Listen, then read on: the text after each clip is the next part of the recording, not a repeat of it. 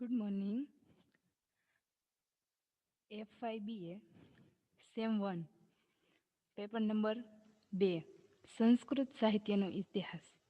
સંસ્કૃત સાહિત્યના ઇતિહાસ paper number 2માં આપણે આજે ગદ્ય સાહિત્ય, પદ્ય સાહિત્ય, કુમાર સંભવ, રઘુવંશ, કિરીટાર્જુનિયમ, શિશુપાલ વધ, નેષદ ચરિત વગેરેને મહાકાવ્ય તરીકે એમના લક્ષણો જોશું.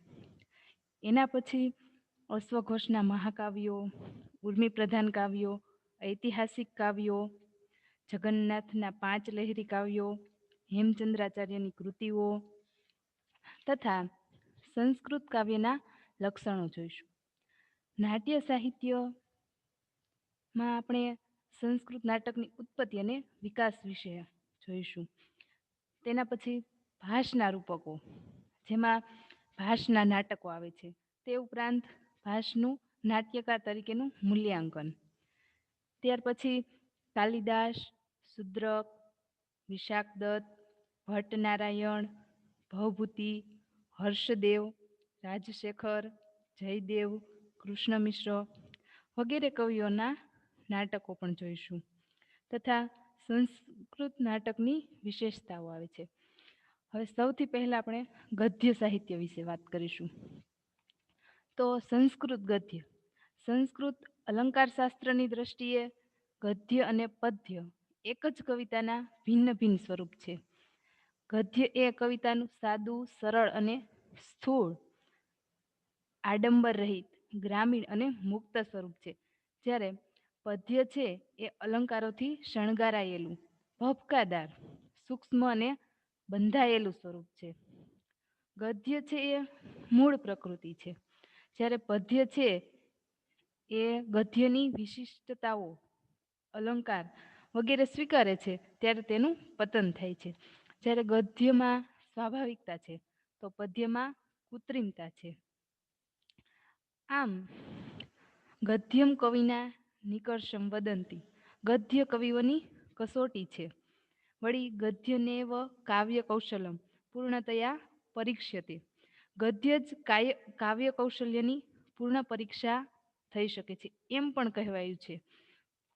આપાદઃ પદ સંતાનો ગદ્યમ, પાદરહિત પદોની હારમાળા તે ગદ્ય છે. લાઘવ સંસ્કૃત છે એ ગદ્યની વિશેષતા છે. જે વસ્તુને વ્યક્ત કરવા અન્ય ભાષાઓમાં લાંબા વાક્યોની જરૂર પડે છે એ ગદ્ય સાહિત્યમાં સંસ્કૃત ગદ્ય એક પદમાં જ અભિવ્યક્ત કરી દે છે. આ માટે સમાસની અદ્ભુત કલ્પના જવાબદાર છે. હવે ગદ્ય કાવ્યનો ઉદ્ગમ અને વિકાસ. સંસ્કૃત ગદ્ય કાવ્યનો ઉદ્ગમ અને વિકાસ ધુમ્મસથી આવૃત છે. ગદ્ય કાવ્યની ઉત્ક્રાંતિનું નિર્દેશન કરતી કૃતિઓ આજે ઉપલબ્ધ છે નહીં, તેથી તેનો કડીબદ્ધ વિકાસ કરવો મુશ્કેલ છે. સંસ્કૃત ગદ્યની ઉત્પત્તિ માટે વિવિધ મતો પ્રાપ્ત થાય છે, જેમાં સૌપ્રથમ તો ગદ્યનો આવિર્ભાવ કૃષ્ણ યજુર્વેદમાં જોવા મળે છે, જેને વૈદિક ગદ્યના વિભાગમાં મૂકવામાં આવે છે. વૈદિક સંહિતાઓનું ગદ્યનું સ્વરૂપ પ્રાચીનતમ છે. કૃષ્ણ યજુર્વેદની તૈત્તિરીય અને કાઠક તથા મૈત્રાયણી સંહિતાઓમાં ગદ્ય છે. અથર્વવેદનો 6ઠ્ઠો ભાગ ગદ્યાત્મક છે. બ્રાહ્મણ ગ્રંથોમાં ગદ્યનો પ્રચુર પ્રયોગ જોવા મળે છે અથવા તો થવા લાગ્યો છે. યજ્ઞ પ્રક્રિયા છે તે વર્ણનાત્મક હોવાને લીધે તેનું આલેખન ગદ્યમાં હોય તે સ્વાભાવિક છે. આરણ્યકોમાં શિષ્ટ સાહિત્ય જેવું આહ્લાદક ગદ્ય મળે છે. પ્રાચીન ઉપનિષદોમાં પણ વિપુલ પ્રમાણમાં ગદ્યનો પ્રયોગ થયેલો દ્રષ્ટિગોચર થાય છે, એટલે કે જોવા મળે છે. આ વૈદિક ગદ્ય સીધું, સાદું અને બોલચાલની ભાષા જેવું છે. તેમાં બિલકુલ સરળ અને નાના નાના શબ્દોનો પ્રયોગ જોવા મળે છે, જેમ કે ચ, વા, તું, હ ઇત્યાદિ અવ્યયો વાક્ય અલંકારમાં આવે છે. ઉપમા, રૂપક વગેરે અલંકારોનો ઉપયોગ પણ કરવામાં આવેલો છે. જો કે અમુક અપવાદો સિવાય બ્રાહ્મણ ગ્રંથોમાં ગદ્ય શુષ્ક અને ગરિમા વગરનું હતું, જે ઉપનિષદોમાં અમુક અંશે રસાળ અને વાતચીતની શૈલીયુક્ત બન્યું. વૈદિક ગદ્ય અને લૌકિક ગદ્યના મિશ્રણનું કામ પૌરાણિક ગદ્યે કર્યું. આ ગદ્ય અલંકારિક અને પ્રાસાદિક છે, જેના ઉદાહરણ સ્વરૂપે આપણે ભાગવત અને મહાપુરાણ વગેરે ગ્રંથો લઈ શકીએ. બ્રાહ્મણ ગ્રંથોના ગદ્યના શબ્દાળુતા અને પ્રસ્તાર સ્વાભાવિક રીતે સ્મૃતિને પ્રતિકૂળ હોવાથી ગદ્ય સાહિત્યમાં સૂત્ર શૈલીનું ગદ્ય અસ્તિત્વમાં આવ્યું. સૂત્રમાં સંક્ષિપ્તતાનો બેહદ રીતે પ્રયોગ થયો, જેથી તે કેટલીક વાર અર્થઘનતાને લીધે ક્લિષ્ટ પણ બન્યું. સૂત્ર સાહિત્યમાં ગદ્યમાં શબ્દ સંયોજનમાં સંદિગ્ધતા રહેતી હોવાથી તેના માટે ભાષ્ય સાહિત્ય અસ્તિત્વમાં આવ્યું, જે શાસ્ત્રીય ગદ્યમાં રચાયું. આ સાહિત્યની ગદ્ય મુખ્યત્વે પૃથ્થકરણીય અને ચિંતનાત્મક હતું. છેક પ્રાચીન કાળથી મધ્યકાલીન યુગ એટલે કે ઈસવીસન 700 થી 800 સુધીમાં લખાયેલું કેટલુંય ગદ્ય સાહિત્ય મળી આવે છે, પરંતુ ગદ્ય કાવ્યના નમૂના રૂપે અત્યારે મળી આવતી દંડી વગેરેની ગદ્ય કવિઓની કૃતિઓને ઉપરોક્ત ગદ્ય સાથે વધુ સંબંધ હોય તેમ લાગતું નથી. આથી કૃતિઓનું ગદ્ય સાહિત્યિક ગદ્ય તરીકે ઓળખાય છે, જેને બે ભાગમાં વહેંચી શકાય: સ્વાભાવિક અને સરળ શૈલીનું ગદ્ય, જેમાં આપણે પંચતંત્રની કથા લઈ શકીએ. તેના પછી કૃત્રિમ તેમજ અલંકૃત શૈલીનું ગદ્ય, તેમાં 10 કુમાર ચરિત્રની લઈ શકાય. પંચતંત્રની કથાઓ નીતિવાદી ઉપદેશાત્મક કથાઓ જેવી કે સુક્ત સપ્તતિ, સિંહાસન દ્વાત્રીસ પુતલિકા, વેતાલ પંચલિકા, વેતાલ પંચવિંશતિકા વગેરેને પ્રથમ ભાગમાં મૂકી શકાય. જ્યારે પ્રણય કથાના નામની સંસ્કૃત સાહિત્યમાં પ્રસિદ્ધ અને પાછળથી કથા તેમજ આખ્યાયિકાના પારિભાષિક નામથી ઓળખાતી 10 કુમાર ચરિત, કાદંબરી, વાસવદત્તા તેમજ હર્ષચરિત આદિ કૃતિઓના અલંકૃત ગદ્ય શૈલીનું સ્વરૂપ જોવા મળે છે. 10 કુમાર ચરિત વગેરે 4 સંસ્કૃત સાહિત્યના પ્રખ્યાત ગદ્ય કાવ્યો છે. કથા અને આખ્યાયિકા શબ્દો.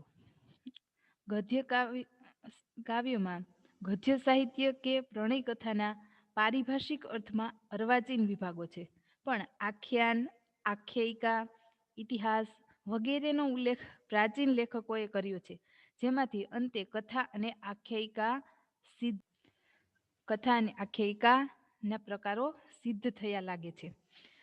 વળી બૃહદ કથાનું શીર્ષક પંચતંત્રની વાર્તાઓને અપાતું. કથા એવું નામ તેમજ પંચતંત્રના એક રૂપાંતરને આપવામાં આવેલું તંત્રાખ્યાયિકા એવું નામ આ બધી વિગતોએ હકીકત તરફ અંગુલી નિર્દેશ કરે છે કે કથા અને આખ્યાયિકા શબ્દો સંસ્કૃત સાહિત્યમાં તે સમયે ખૂબ પ્રચલિત હશે. જો કે ગદ્ય કાવ્યમાં વિશિષ્ટ પ્રકારો તરીકે જ તે પ્રયોજાતા હશે એવું કહેવું મુશ્કેલ છે.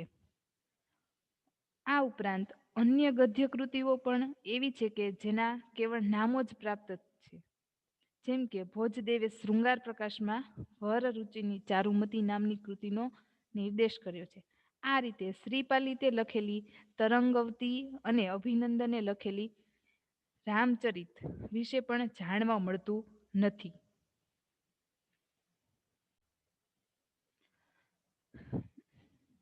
ઉપરોક્ત 4 ગદ્ય કાવ્યો સંસ્કૃત પ્રણયકથાના આદિ સર્જકો નથી. આથી આ ગદ્ય કાવ્યની ઉત્પત્તિ અંગે ભિન્ન ભિન્ન મતો પ્રવર્તે છે. જેમ કે વેબર અને પીટસન જેવા પશ્ચિમના વિદ્વાનો સંસ્કૃત પ્રણયકથા પર ગ્રીક પ્રણયકથાની અસર જુએ છે.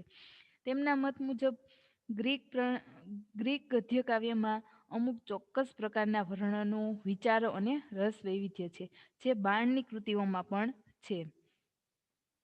આ મંતવ્ય બરાબર નથી. આ બાબતમાં કીથનું મંતવ્ય મહત્વનું છે.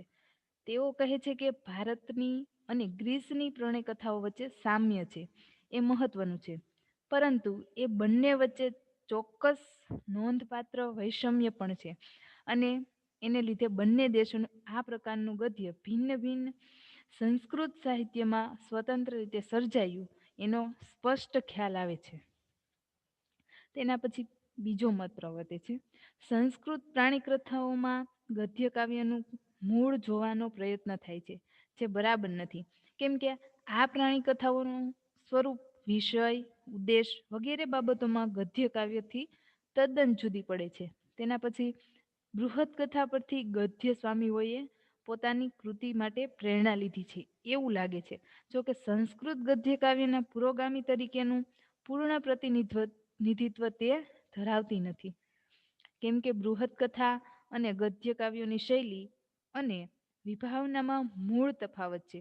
જો કે વસ્તુ વૈવિધ્ય, વૈચિત્ર્ય અને રોચકતાની દ્રષ્ટિએ ગદ્ય કાવ્ય ઉપર અદ્ભુત કથા, પરિકથા અને જાદુઈ કથા જેવા લોકકથાઓનું પ્રત્યક્ષ કે પરોક્ષ થોડી ઘણી અસર પડી હોવાથી સંભાવનાને સંપૂર્ણપણે નકારી શકાય નહીં. તેના પછીનો મત, સમાસાંત પદાવલીથી વિભૂષિત ગદ્યનું સ્વરૂપ શિલાલેખોમાં પણ જોવા મળે છે. ઈસવીસન 150માં લખાયેલા મહાક્ષત્ર રુદ્રદામનના શિલાલેખોમાં દીર્ઘ સમાસો, પદ, પર્વત, પ્રતિસ્પર્ધી જેવા અલંકારો જોવા મળે છે. આથી જ કીથ ગદ્ય કાવ્ય શૈલીનો પ્રેરણા સ્ત્રોત શિલાલેખોમાં જોઈએ છે. તેના પછી સંસ્કૃત કાવ્ય, મહાકાવ્ય સ્વરૂપ અને શૈલીની બાબતમાં ગદ્ય કાવ્ય સાથે ખૂબ જ સામ્ય ધરાવે છે. તેને જ ગદ્ય કાવ્યોના પ્રેરણા સ્ત્રોત તરીકે ગણાવવા પડે. સંસ્કૃત મહાકાવ્યના પ્રાધાન્ય પામેલા સુદીર્ઘ વર્ણનો, શ્લિષ્ટ અને ક્લિષ્ટ અલંકારોનો ઉપયોગ વગેરે ખૂબ જ ગદ્ય કાવ્યના સ્વેચ્છાચાર કરે છે. મહાકાવ્યની જેમ જ આ પ્રણય કથાઓમાં કથાવેગને મહદઅંશે મંદ હોય છે. કદાચ લેખકને મન કથા વસ્તુ મહત્વની બાબત જ નથી.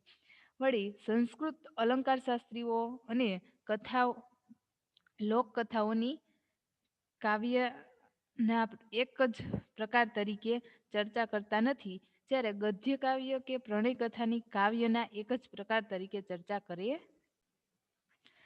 હવે કથા અને આખ્યાયિકાના લક્ષણો. સંસ્કૃત ગદ્ય કાવ્યની પરંપરા ઘણી જૂની છે. પ્રાચીન કાળથી જ સંસ્કૃત અલંકાર શાસ્ત્રીઓએ ગદ્ય કાવ્યના સ્વરૂપનું વિવેચન શરૂ કરેલું છે. અગ્નિપુરાણ પ્રમાણે ગદ્ય કાવ્યના આખ્યાયિકા, કથા, ખંડકથા, પરિકથા અને કથાનિકાય એવા 5 પ્રકાર પાડવામાં આવ્યા છે. જેમાં કથા અને આખ્યાયિકા 2 પ્રકારો વધારે પ્રચલિત બનેલા છે.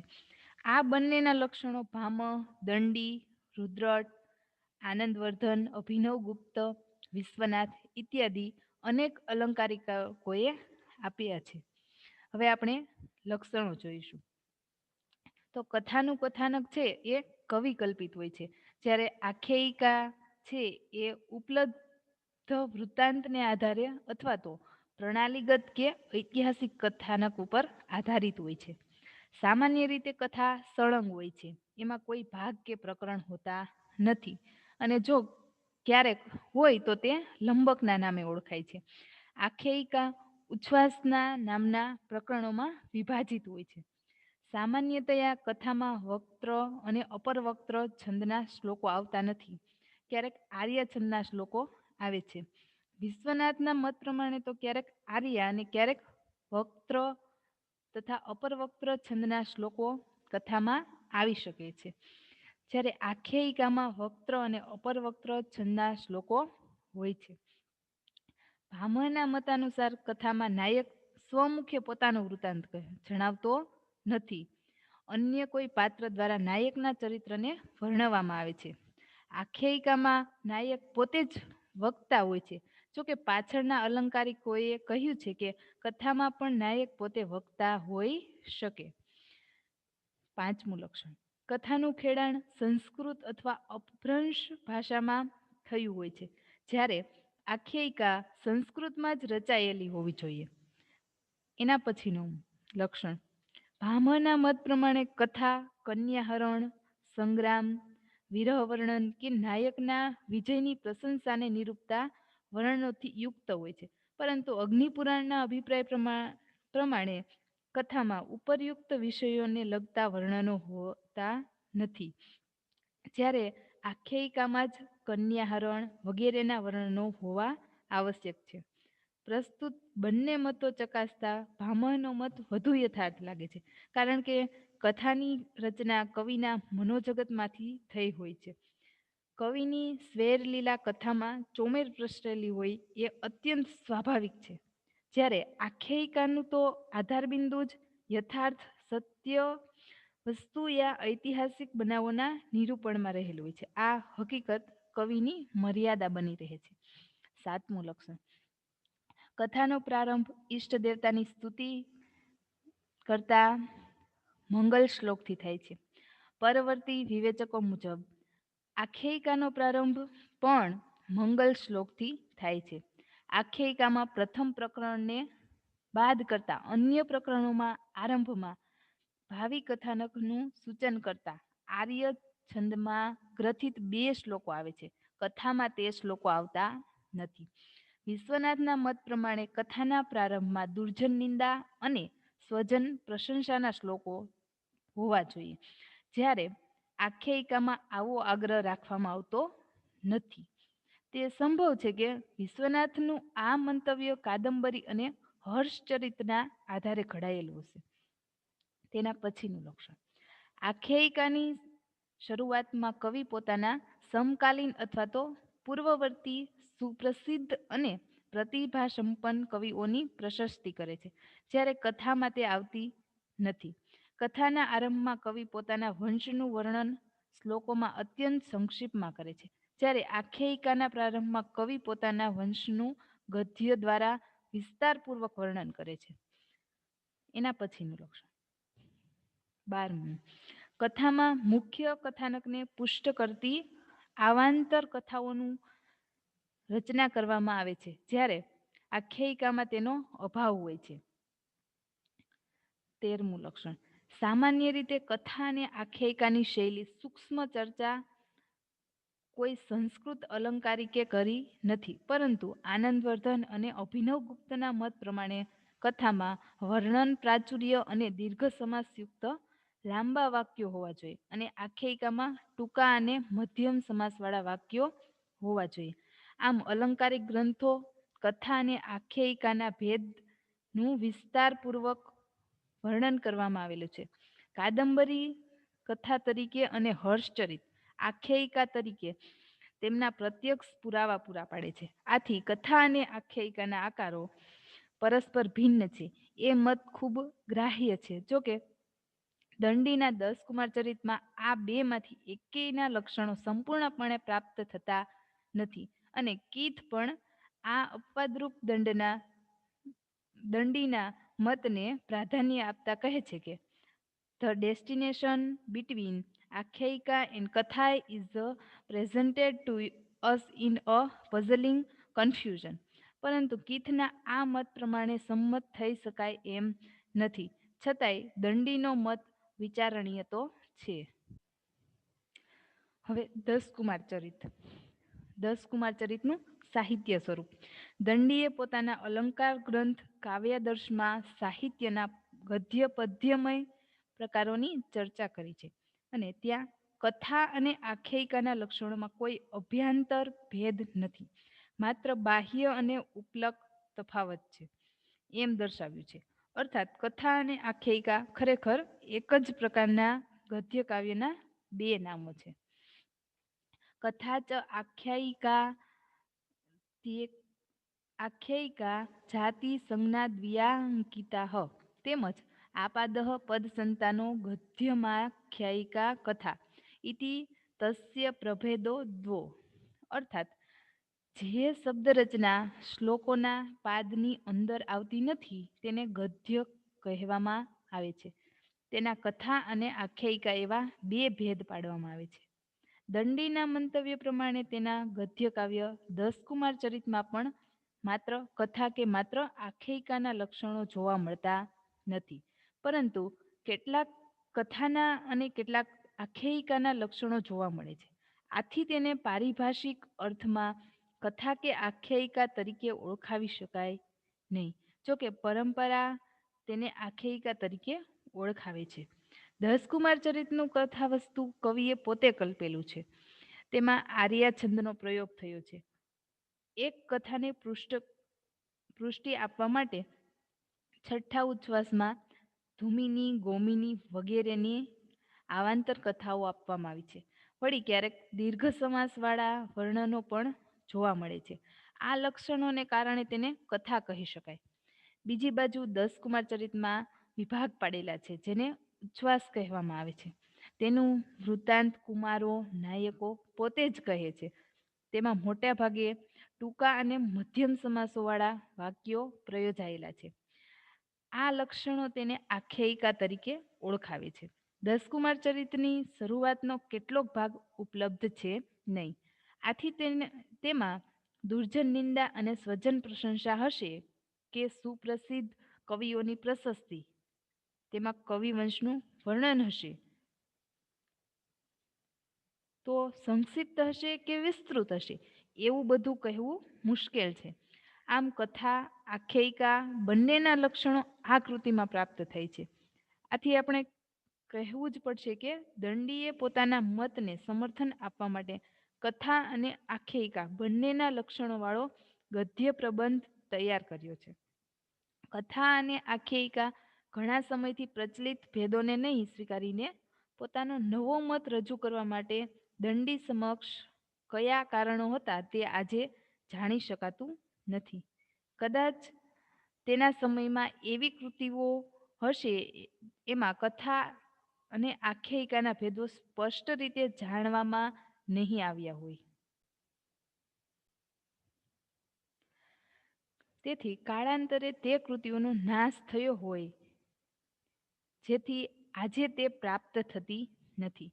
મોટાભાગના વિદ્વાનો માને છે કે દંડીએ 10 કુમાર ચરિતની રચના કાવ્યાદર્શ પહેલા કર્યું છે અને 10 કુમાર ચરિતની રચનાથી તેના મન ઉપર પડેલા સંસ્કારો તાર્કિક સ્વરૂપ લઈને કાવ્યાદર્શમાં પ્રગટ થયા હોય એ વધારે સંભવિત છે. જો કે પોતાના 10 કુમાર ચરિત અને કાવ્યાદર્શ દ્વારા ગદ્ય કાવ્યના વિભાજનનો ઉચ્છેદ કરવામાં દંડીના ક્રાંતિકારી મતને પરંપરામાં અવગણના પ્રાપ્ત થઈ છે. હવે દંડીના જીવન વિશે. ઉચ્ચ કોટીના સંસ્કૃત ગદ્યકારોમાં 10 કુમાર ચરિત, સુબંધુની વાસવદત્તા, બાણભટ્ટની કાદંબરી અને હર્ષચરિત કૃતિઓ પ્રાપ્ત થાય છે. આમાં મોટાભાગના વિદ્વાનો સૌપ્રથમ દંડીને માને છે. તો હવે દંડીના જીવન વિષયક. દંડી સંસ્કૃત સાહિત્યની અત્યંત લોકપ્રિય અને વિવાદાસ્પદ વ્યક્તિઓમાંની એક છે. જોકે તેના જીવન વિશે આધારભૂત કહી શકાય એવી માહિતી સાંપડતી નથી, એટલે કે મળતી નથી.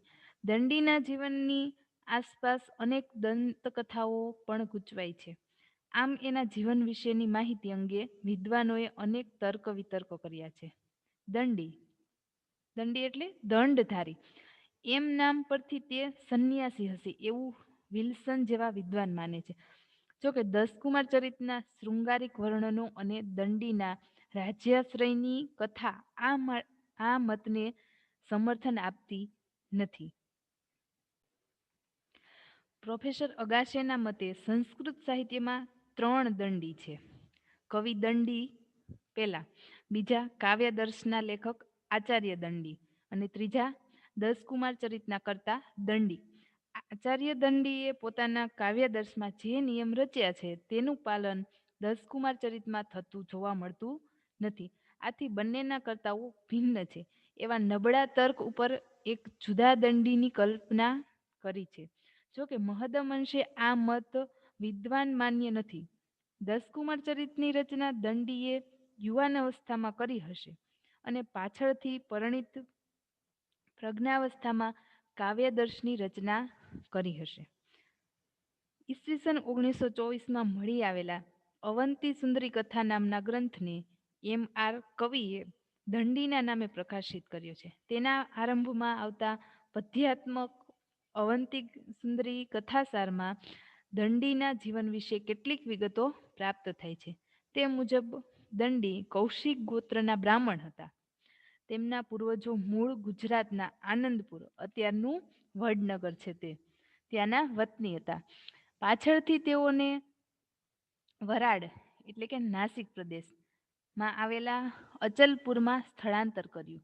ત્યાં નારાયણ સ્વામી પંડિતને ત્યાં દામોદર સ્વામીનો જન્મ થયો. કાંચીનગરમાં વસતા દામોદર સ્વામીનો વચેટ પુત્ર મનોરથ, જેનો સૌથી નાનો પુત્ર વીરદત્ત હતો.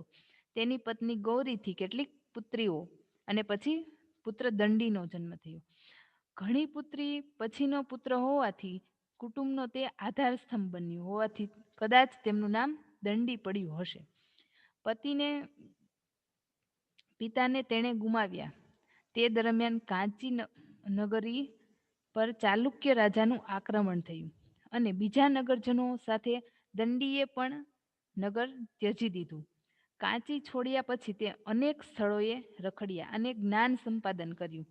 પલ્લવ નરેશ નરસિંહ વર્માએ કાંચી પાછું મેળવ્યું ત્યારે દંડી 12 વર્ષે કાંચી પાછા ફર્યા અને પોતાના પૂર્વજોની જેમ પલ્લવોના દરબારનો સભાકવિ બન્યા અને સુખી જીવન ગાળ્યું. કલા તેમજ સાહિત્યના મર્મજ્ઞ અને લેખક તરીકે તેણે કીર્તિ મેળવી. દંડીના જીવન વિશે અનેક દંતકથાઓ પ્રચલિત છે. કવિ રચિત ની સરસ્વતી દેવીની કંદુક ક્રીડા કરતી સુંદરીનું કાલિદાસ, ભવભૂતિ અને દંડી દ્વારા વર્ણન. બલ્લાલના ભોજ પ્રબંધમાં ભવભૂતિ, દંડી, કાલિદાસ અને ભોજ દ્વારા અસ્તાચળ પરના ચંદ્રબિંબના વર્ણનમાં સમસ્યા પૂરતી. એના પછીનું ત્રીજું, કાલિદાસ દંડીમાંથી કોણ શ્રેષ્ઠ તેનો સરસ્વતી દ્વારા નિર્ણય. જો કે ઉપરોક્ત દંતકથાઓનું ઐતિહાસિક મૂલ્ય શૂન્ય છે, છતાં દંડી કાલિદાસ જેવો કવિ અને વિદ્વાન હતો એમ આના આધારે કહી શકાય. હવે દંડીનો સમય. પ્રોફેસર વિલ્સને એક વખત ભોજ પ્રબંધને પ્રમાણભૂત માની દસકુમાર ચરિતમાં આવતા યવન શબ્દ અને ભોજના ઉલ્લેખ પરથી દંડીને 11મી સદીના ઉત્તરાર્ધમાં અથવા તો 12મી સદીના પૂર્વાર્ધમાં મૂકવાનો પ્રયત્ન કરેલો, પણ આજે ભોજ પ્રબંધની ઐતિહાસિક દ્રષ્ટિથી અવિશ્વસનીયતા પુરવાર થઈ ગયેલી હોવાથી તે મત ત્યજી દેવાયો છે. દંડી પ્રવરસેનનો ઉલ્લેખ કરે છે અને દસકુમાર ચરિત્રમાં પણ હર્ષવર્ધન પૂર્વેના ભારતની સ્થિતિનું વર્ણન મળતું હોવાથી તથા બાણની શૈલીનો અસરમાંથી મુક્ત રહેલો હોવાથી દંડીને બાણ પહેલા અને પ્રવરસેન પછી એટલે કે આશરે ઈસવીસન 550 થી 650ની વચ્ચે મૂકી શકે. વળી ભારવીનો સમય ઈસવીસન 570 થી ની આસપાસ છે અને 4 પેઢી માટે જો 100 વર્ષનો ગાળો રાખીએ તો દંડીનો ઈસવીસન 650 સુધીમાં સમયગાળો આપણે મૂકી શકીએ. પણ આમ છતાંય દંડીનો સમય નિસંદિગ્ધતા નક્કી કરી શકીએ તેમ નથી. હવે દસકુમાર ચરિત્રનું કથાવસ્તુ. આ ગ્રંથનું કથાવસ્તુ બૃહદ કથામાંથી લીધું હોય એમ લાગે છે. મગધ દેશની પુષ્પપુરી નગરીના રાજા રાજહંસ અને રાણી વસુમતીને રાજવાહન નામનો પુત્ર હતો. મુખ્ય વાત રાજવાહન અને તેના સાથીઓની વિચિત્ર સાહસિક કાર્યોની છે. પ્રારંભમાં વિખૂટા પડેલા આ સાથીઓ ફરી ભેગા મળે છે ત્યારે પોતપોતાના પરાક્રમોની કથા કહે છે. આનાથી બિલકુલ અસંબંધ એવી કથાઓમાં એકતા સ્થપાય છે. અત્યારે પ્રાપ્ત થતા દસકુમાર ચરિત્રમાં 8 ઉચ્છ્વાસો છે.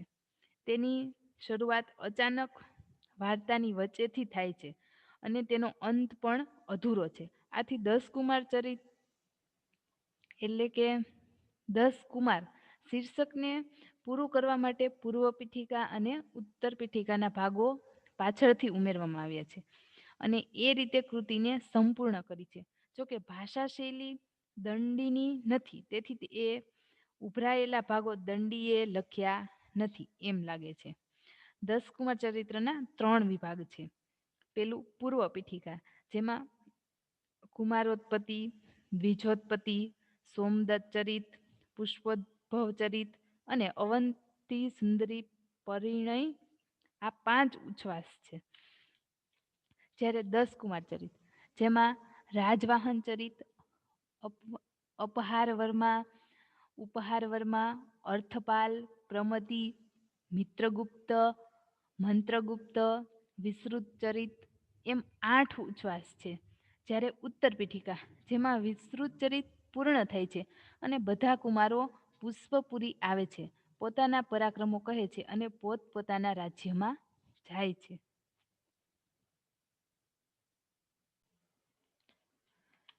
આલોચના. 10 કુમાર ચરિત્ર એક ઘટના પ્રધાન કથાનક છે જેમાં વિવિધ પ્રકારની ઉલ્લાસમય રોમાંચક ઘટનાઓ પાઠકના હૃદયમાં ક્યારેક વિસ્મયની તો ક્યારેક વિષાદની લાગણી ઉત્પન્ન કરવામાં સમર્થ બને છે.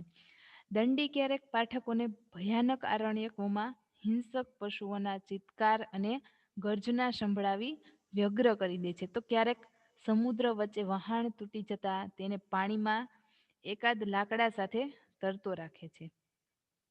આમ બહાદુરી ભર્યા પ્રેમની વાતને રોમાંચ કહેવાય. આ વાક્યને લક્ષ્યમાં રાખીએ તો 10 કુમાર ચરિતને યથાર્થપણે રોમાંસ તરીકે ઓળખાવી શકાય. પિશેલ આ કૃતિને બોધ પ્રધાન કહે છે, જે ઉચિત લાગતું નથી. અહીં લેખકનો હેતુ માત્ર મનોરંજનનો છે, બોધ આપવાનો નથી. તેમ મેયરે 10 કુમાર ચરિત્રને ધૂર્ત કથા કહી છે. ધૂર્તો અને ઐન્દ્રજાલિકો, દંભી અને પવિત્ર સાધુઓ, વારાંગનાઓ, ચોરો, લૂંટારાઓ, સ્વપ્નમાં આવેલી પ્રિયતમા ને મળવા ઉત્સુક ભાવુક પ્રેમીઓ, રાજ્ય ગુમાવી ચૂકેલા રાજાઓ, ચાલાક અને સાહસવીર રાજકુમારો, તેની કૃતિઓ વગેરે આ કથામાં ચિત્રિત થયા છે. સમાજના નિમ્ન સ્તરનું જીવન અહીં સ્થાન પામ્યું છે. દેવોને વિશે હંમેશા સન્માનની ભાવના રાખવામાં આવતી નથી. ચમત્કારો, જાદુ તથા આવા અન્ય અતિ પ્રાકૃત તત્વોને દંડી છૂટથી ઉપયોગ કરતો હોવા છતાં આખી કૃતિનું વસ્તુગ્રથન સુશ્લિષ્ટ છે, જ્યારે યોગાનુયોગ અને દૈવી તત્વોનો હસ્તક્ષેપ વધુ પડતો લાગે છે. રાજવાહનના પિતા પાસે જે રીતે બીજા 9 કુમારોને લાવવામાં આવ્યા તેમાં અથવા તો દૂર સુદૂરના અજાણ્યા ટાપુ પર મિત્રગુપ્તને રાક્ષસ બ્રહ્મરાક્ષસ વચ્ચેથી લડાઈથી રાક્ષસના હાથમાંથી સરકીને નીચે પડેલી મિત્રગુપ્તને ઝીલી લીધેલી યુવતી તે બીજું કોઈ નહીં પણ તેની પ્રિયતમા કંદુકાવતી હોય તેમાં અકસ્માતનો અતિ ઉપયોગ થયો છે.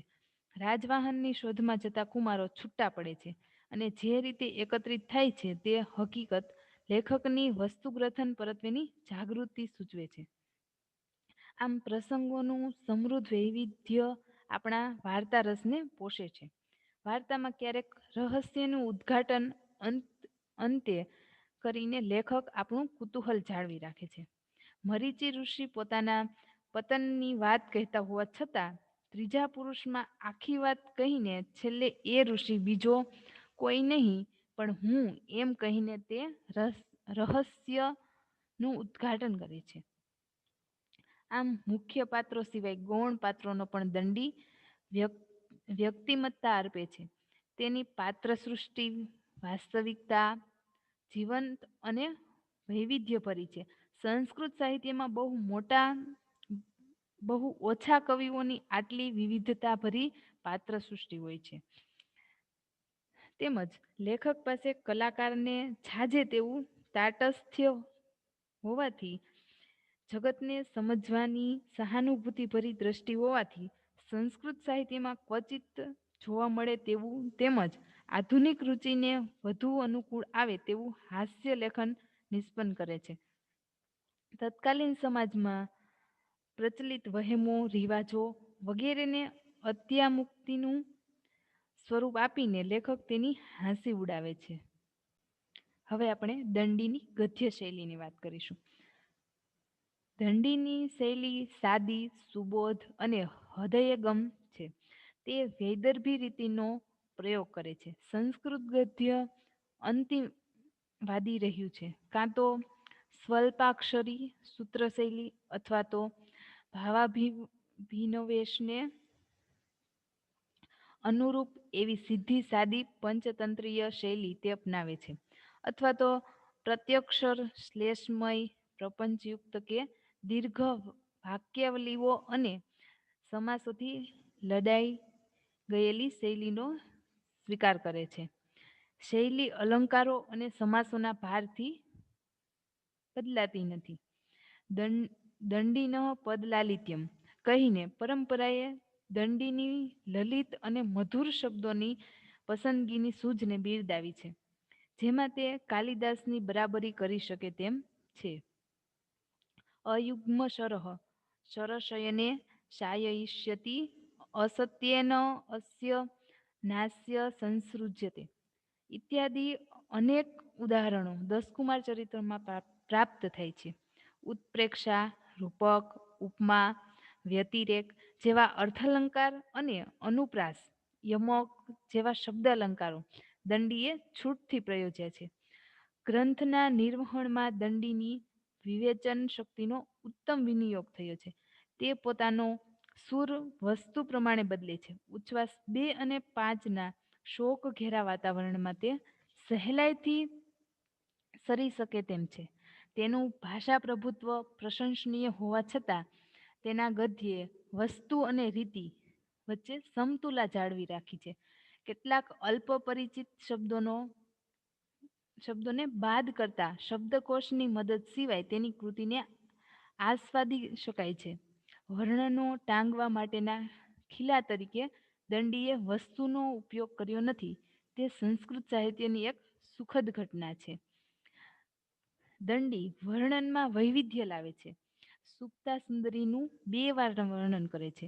તેમાં બંને વખતે તે ભિન્ન રીતિઓ અજમાવે છે. રાજકુમાર અપહાર વર્ણમાં કન્યાના ઝીણા વસ્ત્રોની આરપાર દેખતા અંગ ઉપાંગનું બારીક વિગત પ્રચુર પણ મનોહર વર્ણન કરે છે. બીજી વખતે પૌરાણિક કથાનો આશ્રય લઈ તેને વર્ણવે છે. દંડીનો શબ્દકોશ વિપુલ છે. સંસ્કૃત ભાષાની નિમનીયતાનો લાભ લઈને દંડીએ ઘણા નવા પ્રયોગો પ્રયોજ્યા છે અને અલ્પ પરિચિતને પરિચિત બનાવે છે. જેમ કે પાનના ડબ્બા માટે ઉપહસ્તિકા, પાણી કાઢવાની ડોલ માટે ઉદંચન વગેરે પ્રયોજીને વ્યવહાર યોગ્ય બનાવ્યા છે. આમ યથાર્થવાદી લેખક હોવાથી દંડીની ભાષામાં નાટ્યાત્મક અસરકારકતા જોવા મળે છે. જીવનમાં લભ્ય એવી સાદગી પણ જોવા મળે છે. દંડી પર આરોપ લગાવવામાં આવ્યો છે સુરુચિનો અભાવ દર્શાવનારા વર્ણનો અને વાક્યો દસકુમાર ચરિતમાંથી ટાંકી શકાય તેમ છે, પણ કાળે કાળે અને દેશે દેશે સુરુચિના ધોરણો બદલાતા રહેતા હોવાથી દંડી માટેના આ ટીકા ઉચિત નથી. તે યથાર્થવાદી લેખક હોવાથી પોતાના યુગમાં સમાજનું વાસ્તવિક ચિત્ર આપતા તેને માટે આમ થવું અનિવાર્ય છે. ઉપરાંત સાહિત્યની કળા અને નીતિના ધોરણોની ભેળસેળ કરવી ઉચિત નથી. દંડીએ જે અતિપ્રાકૃત તત્વોનો વધુ પડતો ઉપયોગ કર્યો છે તે એક ભય સ્થાન છે. સંસ્કૃત સાહિત્યની વિવેચન પરંપરાએ પણ દંડીનું બહુમાન કર્યું છે. તે દસકુમાર ચરિતની સાહિત્યિક ગુણવત્તા જોતા યથાર્થ લાગે છે. સંસ્કૃત સાહિત્યમાં દસકુમાર ચરિત એક અદ્વિતીય કૃતિ છે. હવે તેના પછીનું સુબંધુ જે આપણે આવતા લેક્ચરમાં જોઈશું.